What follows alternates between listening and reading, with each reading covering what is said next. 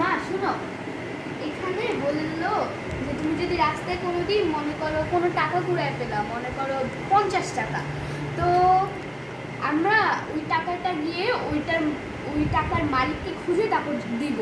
কিন্তু মেন কথা হলো যে আমি আশেপাশে মনে করো মালিককে 1-2 ঘন্টা ধরে খুঁজলাম, যদি মালিককে না পাই তাহলে পুলিশ স্টেশনে সিএনজি ভাড়া লাগবে 500 টাকা, 500 টাকাও বাদ দাও, মনে করো 200 টাকা। বা যদি আমি টাকাই না খরচ করতে চাই, হেঁটে যাব, তাহলে এত দূর কীভাবে হেঁটে যাব?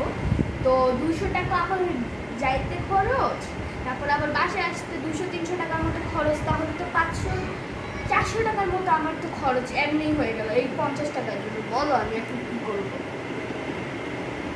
এটা বুদ্ধিমান আইডিয়া না। তাহলে এখন ওই 50 টাকা কি করবা তুমি? আমি নিজেও জানি না। একজন সৎ মানুষ হইতে গেলে টাকা তো একটু বেশি খরচ হবে, আর যদি সৎ মানুষ না হয়ে টাকাটা রেখে দিই তাহলে 50 টাকা।